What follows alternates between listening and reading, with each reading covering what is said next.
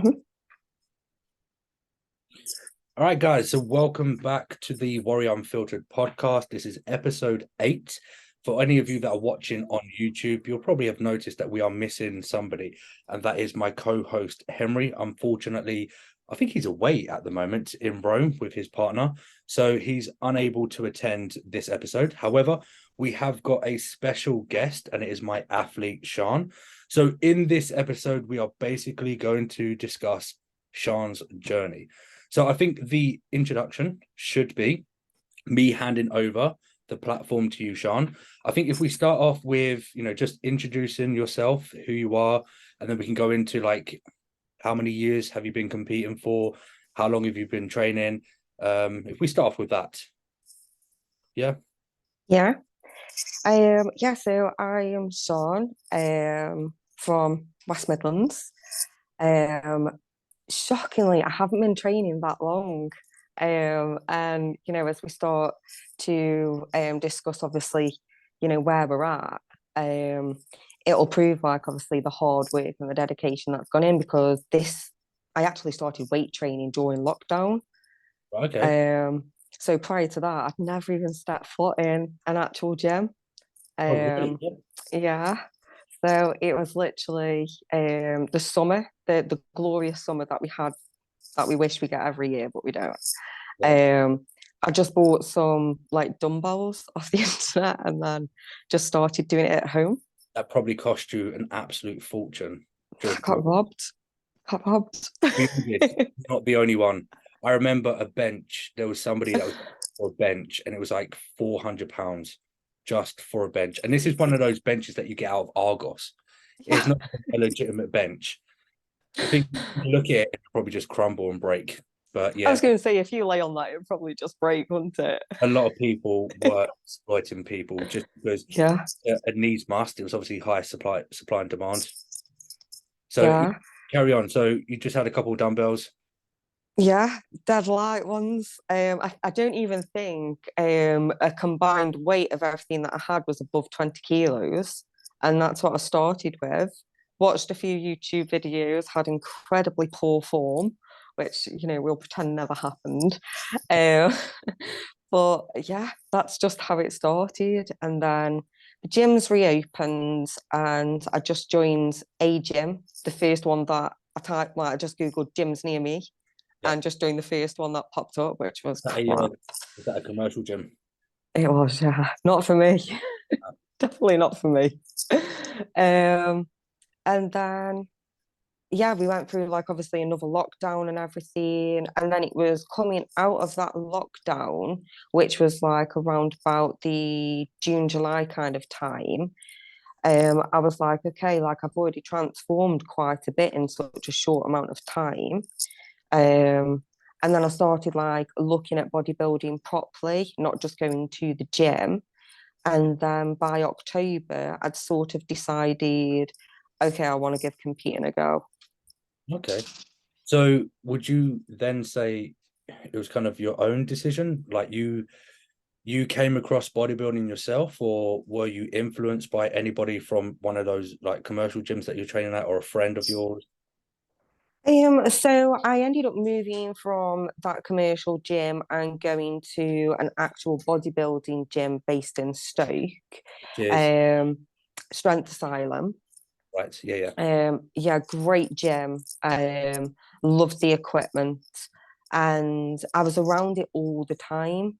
And I think because people had watched me transform, people were asking if like I was going to compete, Right. and I was like, no, don't be daft, don't be daft. That's not for me. Like I wouldn't even wear shorts back then. Like, um, yeah, I was a whole different person. Um, but then the more like I thought about it and thought about how quickly I had transformed, I was thinking, is it that crazy as to think that I could do this? Yeah. So in October 21, that's when I actually started to look at getting a coach and yeah, competing. So essentially you never had like an actual period of growth off season, tidy up phase, or anything like that? You just you delve straight in the deep end with it all. Yeah, so I started with a coach back in October 21.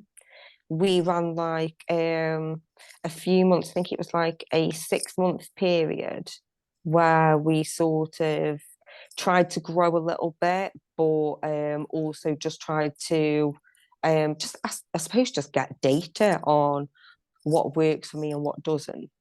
Sure, sure. Um, and then yeah, we hit prep in the March.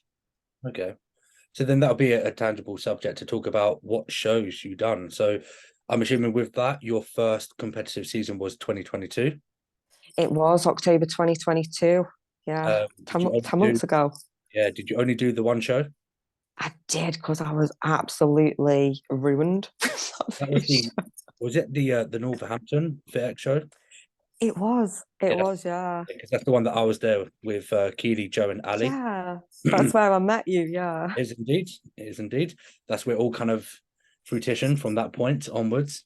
Yeah. So that was your first ever show. How long was that prep? It was from like that was on the 1st of October, that show. So I hit prep the 1st of March and prepped from the 1st of March to the 1st of October. Okay, So it was a super long prep just for one show. But but then yeah, see, with you being a novice to it all, you and your coach that he's working with previously, you're going to have, you're going to have to need a little bit more time, just so that you've got plenty of room and that capacity to make any adjustments needed. So, although you had that 6 month period prior to collate that data, you're still both going into it kind of in the unknown. So, yeah. it would And there logically was make sense. yeah, there was a few like concerns as well because my health isn't the easiest. It's a challenge in itself. Yeah, Um, so that prep was full of illness. The amount of times I was on antibiotics and steroids for my chest, and then I picked up an injury, a rotator cuff, which at the time I didn't even know I had until I got this injury. absolutely. So I think that's kind of again an opportunity to segue on to the next subject of the episode. I think if we briefly talk about, we've already discussed how like you've found bodybuilding, but if we branch off to the subunit of discussing your health, so yourself personally, I mean, before we recorded this, you said that you're happy to disclose this information, and I think it's really nice to give people a little bit of an insight of yourself, and it provides full transparency, because there might be somebody else out there who either suffers with something identical to yourself or something like relatively similar. So if you want to discuss about your health conditions, obviously you don't have to go into too much detail, but just whatever you feel comfortable disclosing. Yeah, so well, I've got a genetic condition which I found out about really late in life. So I was like 24, 25 when I found out about it.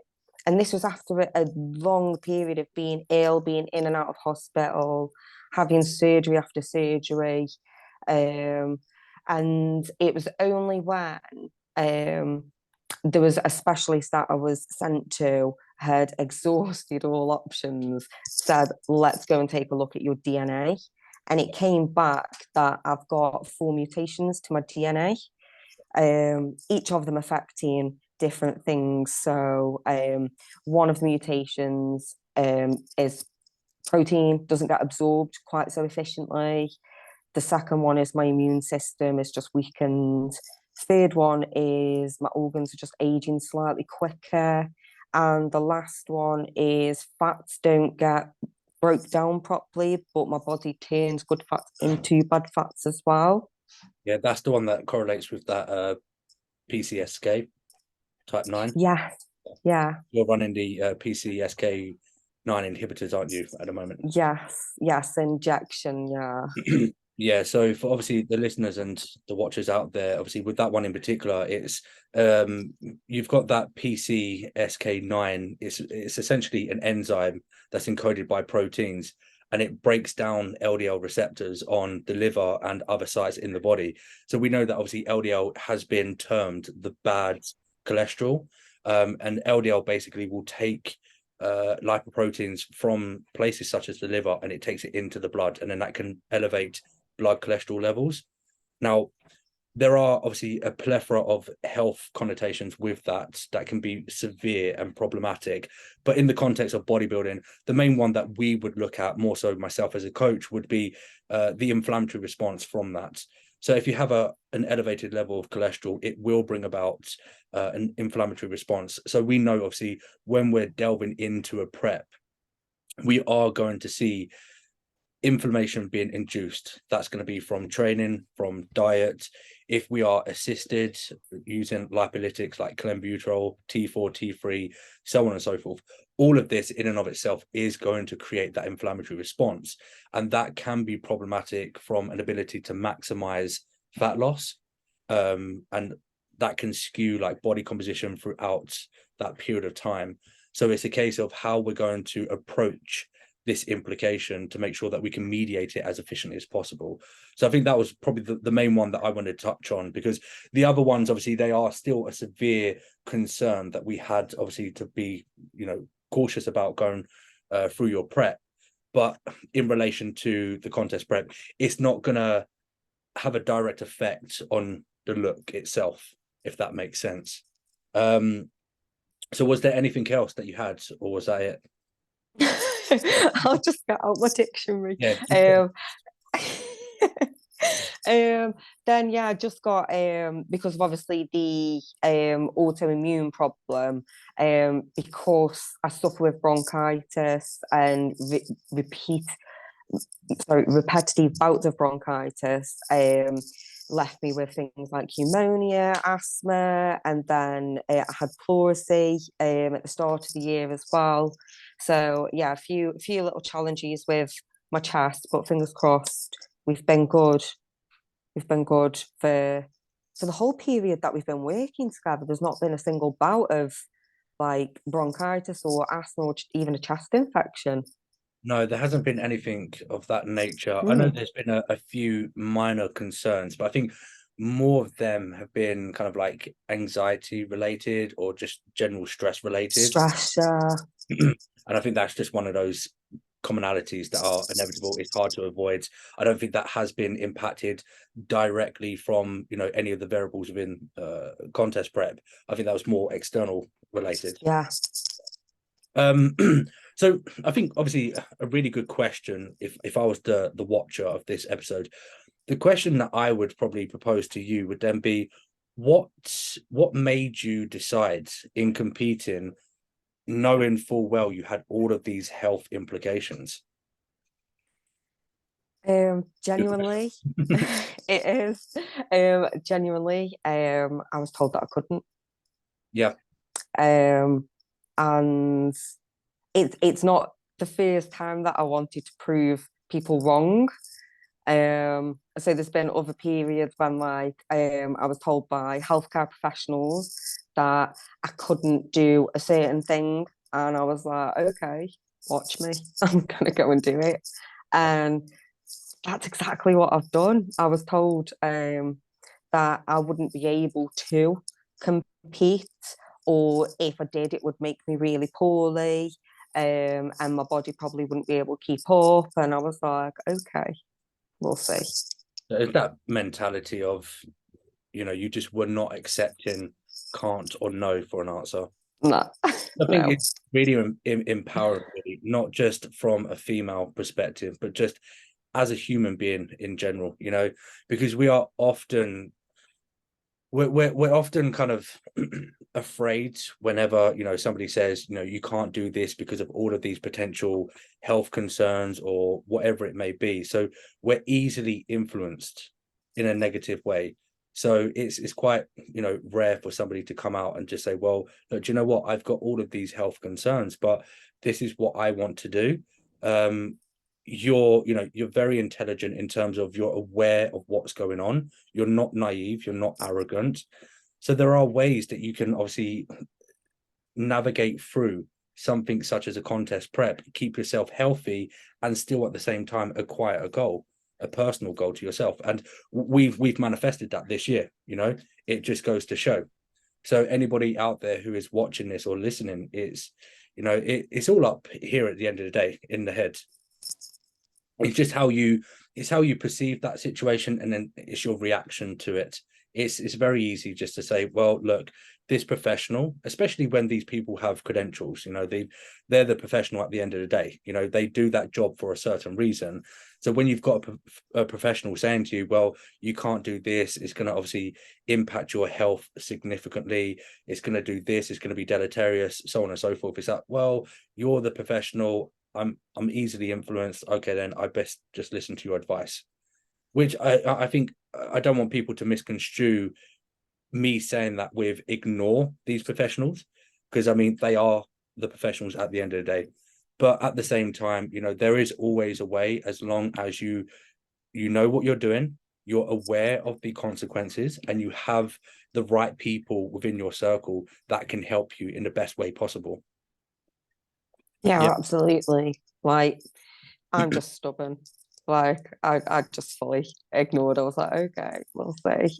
But I didn't do it alone. It's not like I was just like, oh, okay, I'm going to be a brat and not listen. It was more like, okay, I'm not accepting you saying that I can't do this. Like, I want to do it. And I'm going to find a way how to do that. Of course, yeah. Yeah. So I think if we briefly go back on the health condition, but from like a coaching standpoint, so I would say like the primary focus points for us, more so for myself, was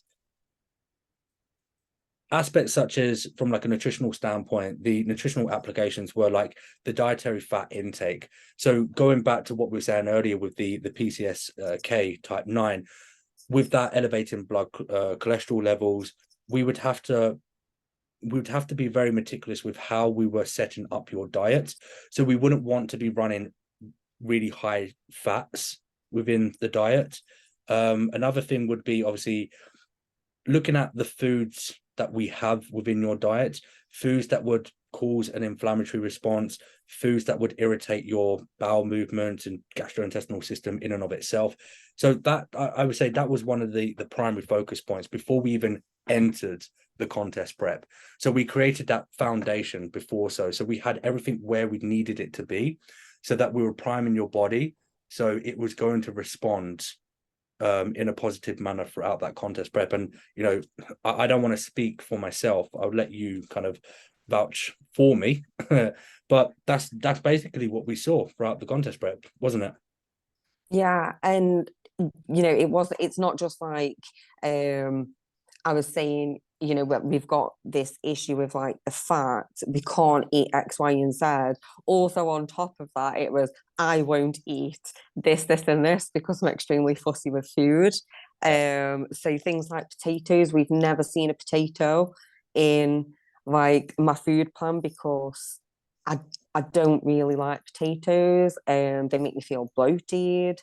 Fish, another one. So I know, like, obviously we've spoke up to like summer 21, so just before deciding to compete, I was a vegetarian.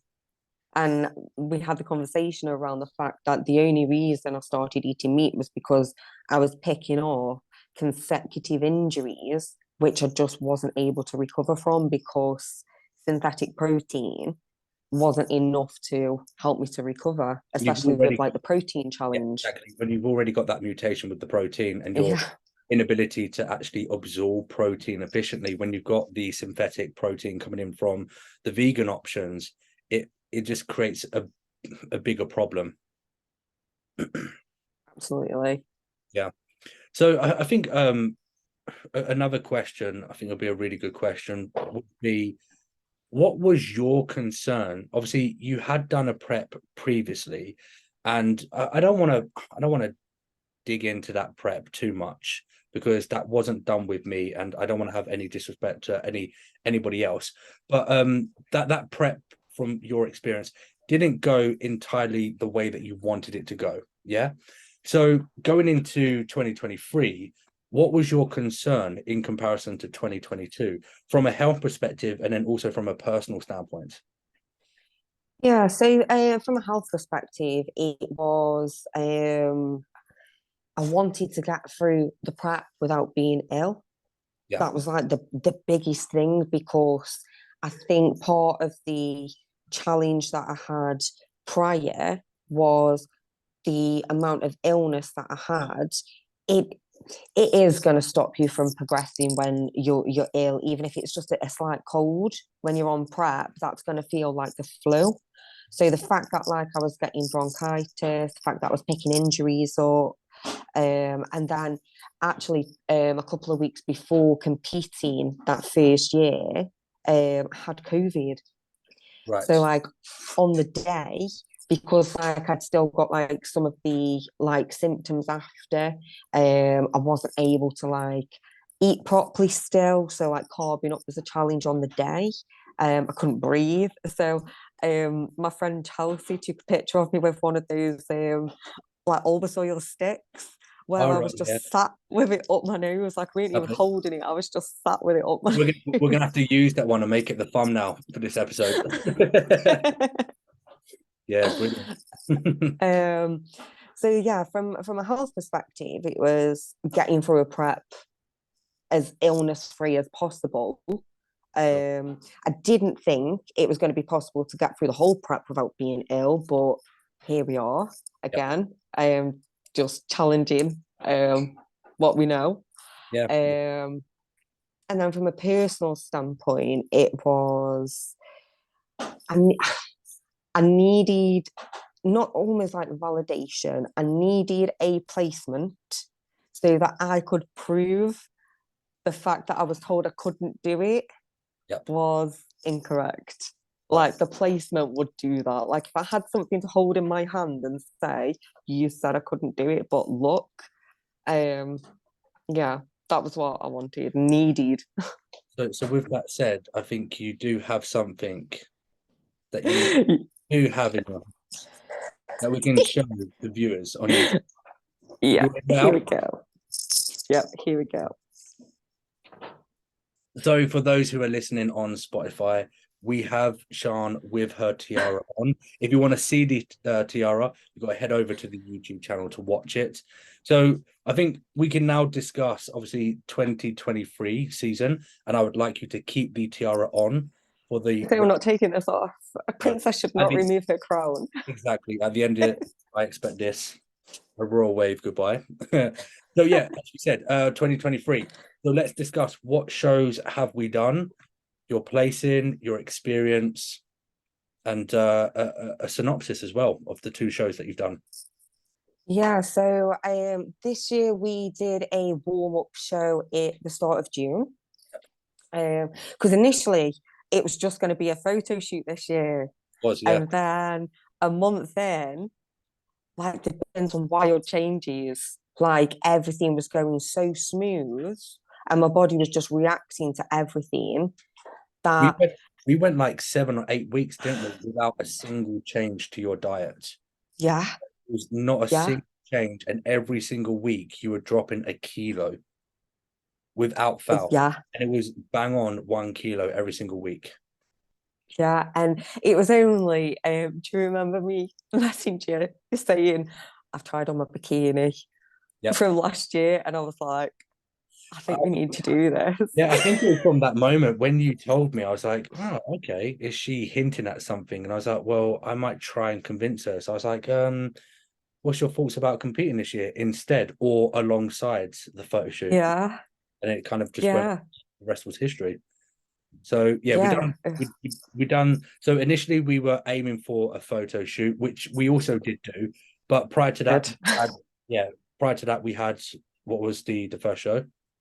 NFM UK in Wolverhampton. That was the Ultimate Fitness.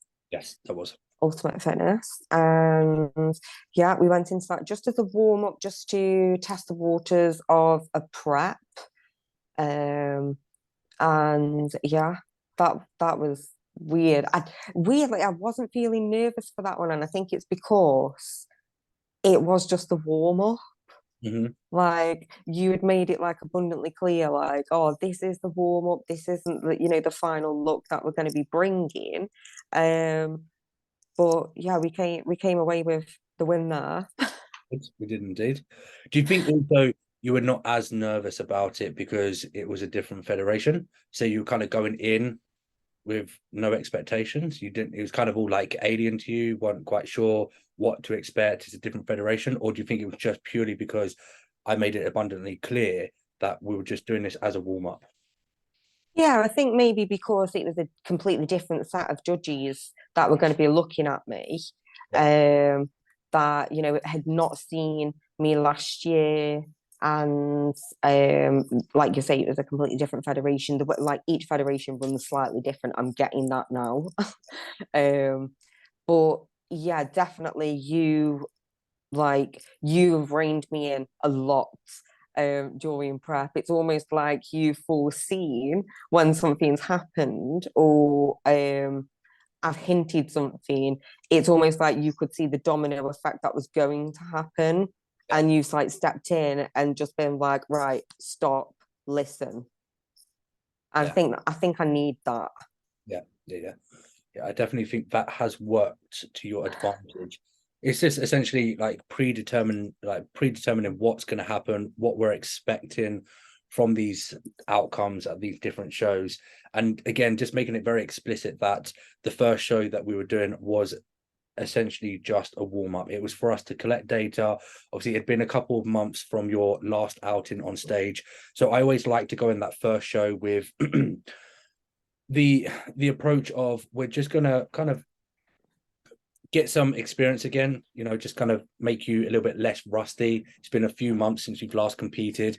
Build up that confidence on stage, work on your posing, getting obviously comfortable with being in front of the judges, the spectators, etc. And then that just builds you up with that confidence going into the more important shows later on in the year. Yeah.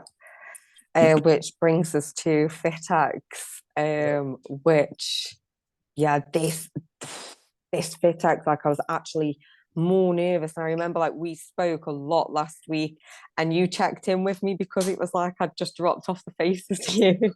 Yeah, And it was just purely because the nerves really hit over this show. Um, there was such a level of need for me to be better and do better for this show.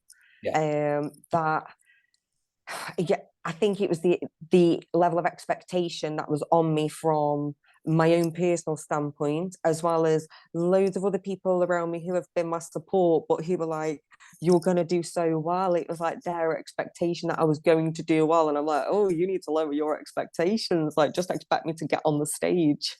We're good." I remember we both said as well the night before that it was personal for both of us. It was Yeah, personal for you because the last show that you done, obviously prior to the NFM UK show, was FitX. And that was also the show that I first met you. The class that you done was also the class that my athlete Keely done. She went on, fortunately, to win the class and then eventually the overall. So, it was kind of like I wanted to repeat that, but this time with you. So we did. What happened at the yeah. show? Well, the Princess Sean was born. Tiara says it all. We got the first place. We did. But we did decide that we were not going to go into the overall for personal reasons and because we've got another show coming up, haven't we? Yeah, and to be honest, like coming off stage again, I think one of the things that we've noticed with myself is because the class that we do is always quite late on in the day. Yeah. Like we had a really, really good pump, and then as I was going onto the stage, because there was a slight delay, I was losing that pump essentially, and Yeah. the thought of like trying to get that pump when I was already so worn out that day, Yeah. um I It was a, just didn't. Yeah, I don't it was think a really we're long gonna get day. it. So, Mm. you know, bearing in mind we start the day from like 5 o'clock in the morning, having to travel to the venue. We get there, and I don't think you got on stage until about 3 o'clock. Yeah, it was long. So you're looking at like an 8-9 hour day so far before we even considered obviously doing the overall. So yeah, I think another thing that I just wanted to briefly touch on is you said towards the beginning of the episode about your previous prep that you done, you was having difficulties with your carb up. Yeah, However, this peak, that was something completely different. I mean, it was something that even surprised myself, because the peak that we done for the NFM UK show, we done a front load on the first day, and then we pulled back on the second day. So it was something like 450 carbohydrates on the Friday, and then it was something like 300, maybe 250 on the Saturday. yeah, Because we already filled you out on the Friday, and then it was just kind of topping you up, spilling you over a little bit, and then drying out for the Sunday morning. However, this time round, we done, obviously with you competing on the Saturday, we done the first carb load on the Thursday, and we done the 450, and your body weight was 51.4, was it, or 51.7? I think it was 51.7. Yes. Yeah, It was either one of the two. So let's just say 51.7. So it was 51.7. And I kind of predetermined pre-predicted what your body weight would be the following day. I said, we will see a small fluctuation north. However, your body weight remained the same. So essentially, yeah, your body was just churning through those carbohydrates like a furnace. So we emulated the same, the whole plan from Thursday on the Friday, didn't we? And then yeah, it did it go up? I'm pretty sure it's to 51.4. I think it was yeah, it was. 51.4, and then And then on it went to Saturday it went up to 51.7. Yeah, 51.7. So yeah, you're 51.4 on the Thursday. We emulated the same plan on the Friday, and then you woke up on Saturday morning 51.7, which is still so small of an increase in body weight. And then throughout that day, you were flattening out very quickly, which was really surprising for me. So we were just like putting in, it was around about 40, 50 grams of carbohydrates every 2 hours, just to keep you topped up, hold that fullness. And then just prior, we didn't do any extra carbohydrates. We just done the pre-pump formula with some sodium, a little bit of water. And then we we stuck you on stage. And it was a really good pump backstage. It was kind of delayed a little bit because they had Eddie Hall on stage, but he had to shoot off somewhere. So we had a really good pump. You jumped on, you looked absolutely phenomenal on stage, but then it quickly faded away, that look. yeah, So it was a case of, we're going to have to carb you up quite heavily. But then the time window that we had was so short, it just wouldn't have been feasible for us to get the carbohydrates back in, for you then to go backstage, pump up, and then go out for the overall. So we collectively decided that we're going to leave the overall out. And then the next show. So what are the remaining shows for 2023? so we have PCA in 3.5 weeks. Yep. Oh, that's coming around very fast. Yep. What one is that again? That is the Manchester on the 3rd of September. That's the one. Yes. Yeah. Yep. So yeah, PCA, where we're gonna bring a slightly different look for this one. We are indeed. Keep So that. yeah. Yeah, we'll keep that one hush hush.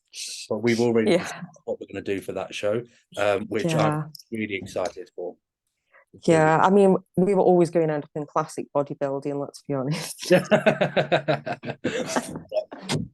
Why not? We'll just take it. We'll take it. So, Yeah. So I think that is us. We've discussed everything. yep. Anything else that you want to mention? Just it's not like information, it's more of a personal thank you.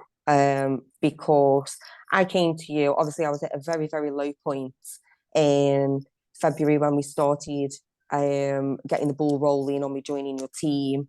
I'd already highlighted that, I definitely can't do this by myself. Would not have even achieved a little bit of what we've achieved as a team So yeah, just a massive thank you for all your investment You're and more than excited for the future. It's been an absolute pleasure helping you this year. And as you said, I'm excited for the future as well. But first of all, we've got to focus on this year before we get ahead of ourselves. But PCA. yeah, say unfortunately PCA don't do a tiara, but we're still aiming for that gold. Okay, I'll take my own. Yep, maybe even the swords. So where can people find you on social media? So yeah, I'm on Instagram. So it's S_B_0108. Nice profile picture of me in the gold bikini taking that gold. Lovely. So yeah, Perfect. feel free. Cool. Do you want to shout out to your gym as well? Is it Strength Asylum? So I'm not at Strength Asylum anymore. I'm at Oh, an amazing gym called Base Body Fitness, okay. which it is like a family. It's a whole community there. The guys that own it, the guys that own the gym are John and Abel. They are just absolutely incredible. But the whole circle of people in there that have supported me through this prep and kicked me up the bum when I needed. Lovely. Right, so we will wrap it up there. Just to finish off, I'd want to shout out to my sponsors, Your Protein Midlands. You can check them out on Instagram as well. It's at Your Protein Midlands. If any of you want to buy any of your supplements, you can use my discount code TBW10 to save yourself 10%. And that is us for episode 8. Sian, thank you for joining us. And hopefully we will see you on another episode in the future. Take care. Yeah, guys. Bye. See ya.